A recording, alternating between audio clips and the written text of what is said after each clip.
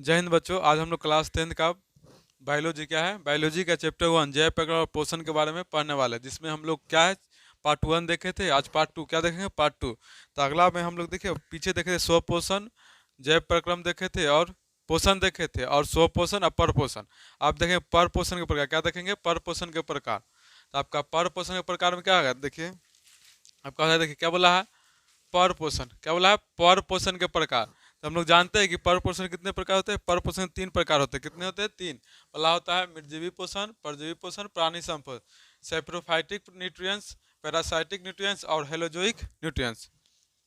अब देखेंगे हम लोग ये तीनों पोषण में, देखिए इसका अर्थ होता है मृतजीवी पोषण। जो मृतजीवी क्या होता है, मृतजीवी पोषण मतलब मृतजीवी शरीरों से जो अपना भोजन ग्रहण करते उसे कहते हैं मृतजीवी पोषण। परजीवी मतलब क्या होता है, किसी प्राणी के संपर्क में अस्थायी या अस्थायी रूप से रहते। क्या होता है इसमें, देखिए जैसे में जू होता है, खटमल होता है, ये लोग परजीवी पोषण में किसमें आता है। जू होता है जो हमेशा हम लोग के साथ रहता है, जो व्यक्ति के पास रहता है जू। और खटमल जो देखिए उसके क्या होगा, काटेगा फिर अपने रास्ते चला जाएगा, फिर उसके हर समय उसके साथ नहीं रहेगा। अब बोला है प्राणी संपोषण। प्राणी सम जंतु जैसा पोषण, कैसा कैसा भोजन ग्रहण करेगा, जंतु जैसा जो पोषण ग्रहण करते कहते हैं प्राणी सम पोषण कहते हैं। चलिए तीनों के बारे में आप अच्छी तरह से जानते हैं। अब देखिए बोला है मृतजीवी पोषण, क्या आपका मृतजीवी पोषण। तो मृतजीवी पोषण सेप्रोज से किसे लिया, दो ग्रीक शब्द, किसे, दो ग्रीक शब्द सेप्रोज,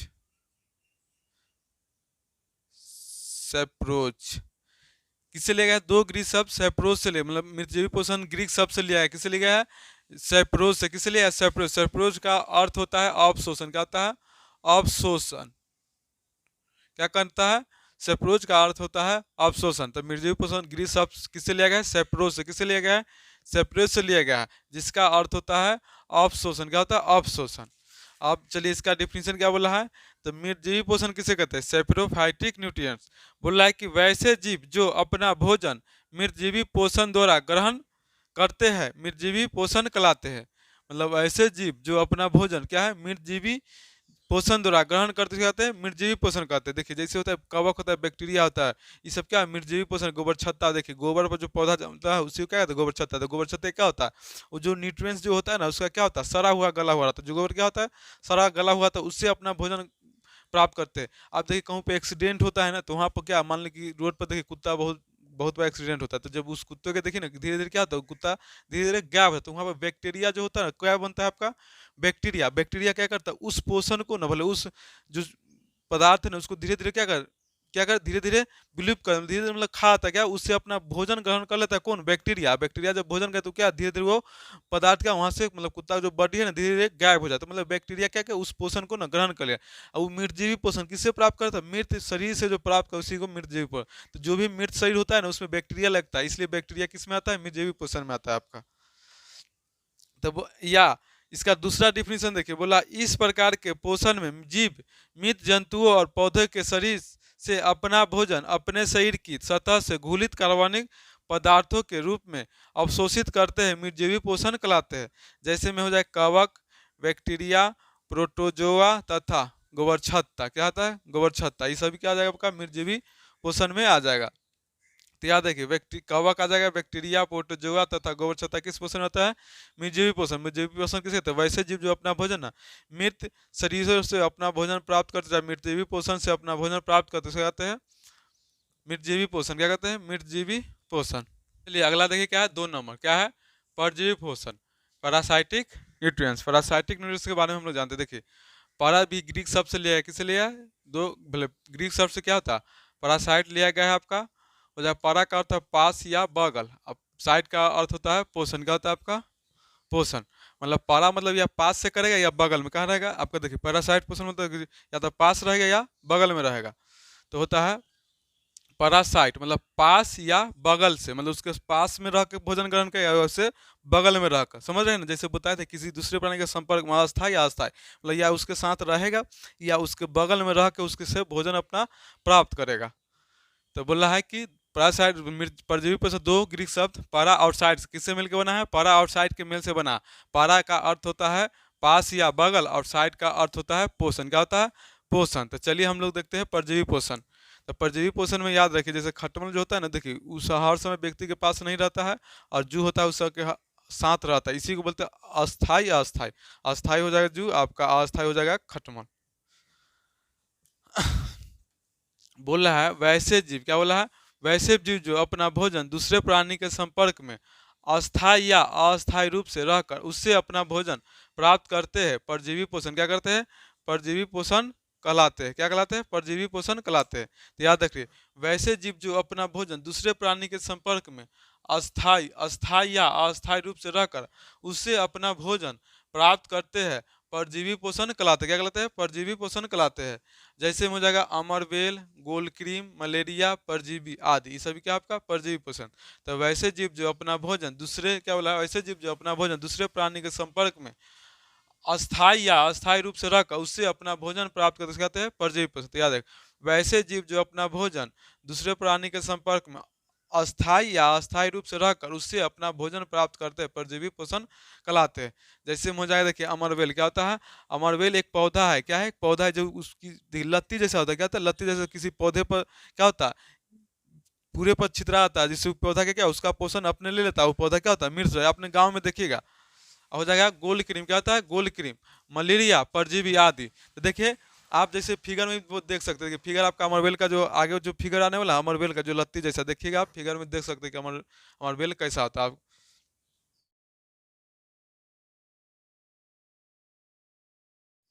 अब आ गया गोल क्रीम भी, क्या है, गोल क्रीम, मलेरिया, परजीवी, क्या हो जाएगा, ये था आपका गोल क्रीम, मलेरिया, परजीवी आदि।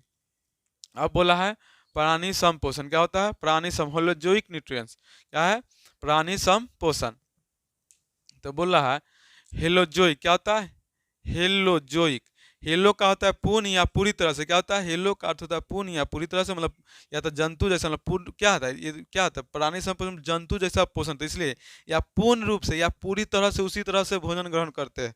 तो बोला है हेलोजोइक, हेलो का अर्थ होता है पूर्ण या पूरी तरह से, और जोइक का अर्थ होता है आपका जंतु जैसा, क्या हो जाएगा, जंतु जैसा, हेलोजोइक, क्या हो जाएगा, पूरी, हेलो का अर्थ होता है आपका पूर्ण या, तो देखिए प्राणी संपोषण में ग्रीस शब्द से लिया है किससे, हेलोजोइक से।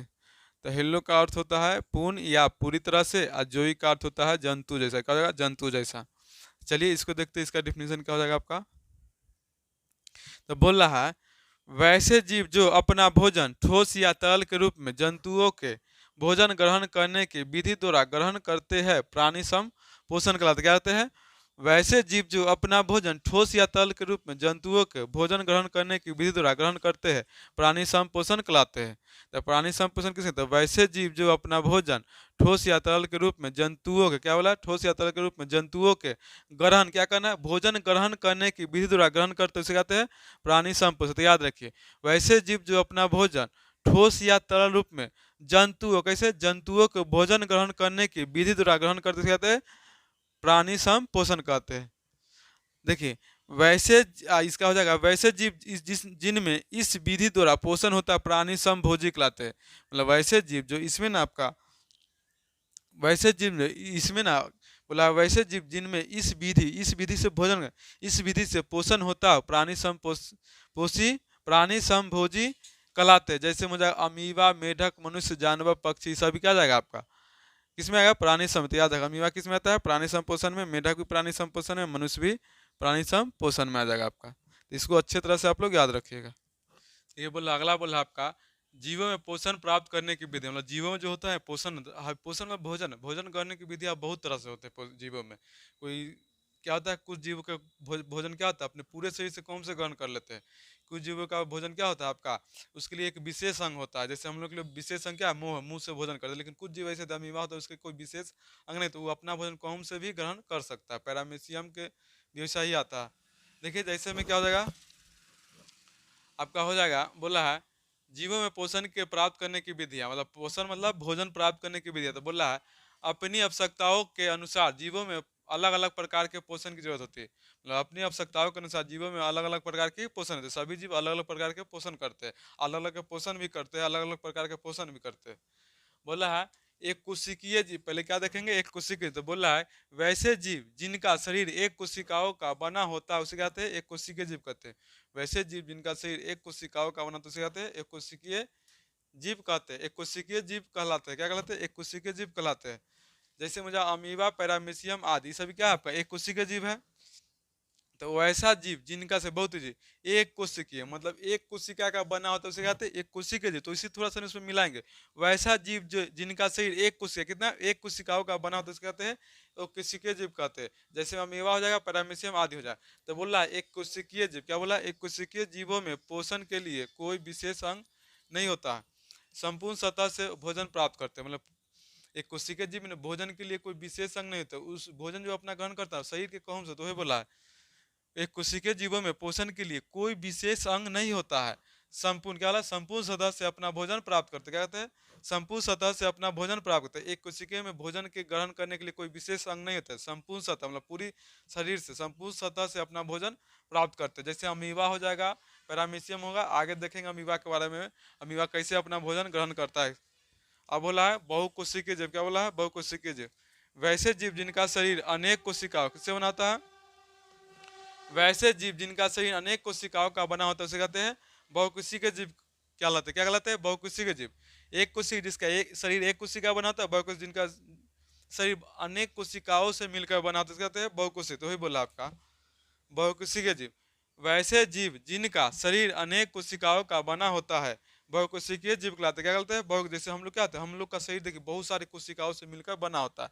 तो इसीलिए जो भी जीव होता है ना उस शरीर की जंतु क्या होता है बहुत सारी कोशिकाओं से मिलकर बना होता है। जैसे जानवर हो जाएगा, पक्षी हो जाएगा, आदमी मनुष्य हो जाएगा, ये सभी क्या आपका बहुकोशिकीय। पेड़ पौधा हो जाएगा, पौधे में भी सारी अधिकतर पौधे क्या बहुकोशिकीय। तो कुछ कुछ पौधा है जो आपको एक कोशिकीय है, लेकिन क्या पौधे में बहुकोशिकीय होते हैं। तो बोला है कि बहुकोशिकीय कैसे, तो याद रखे वैसे जीव जिनका शरीर अनेक कोशिकाओं का बना होता कहते हैं बहुकोशिकीय जीव कहते हैं।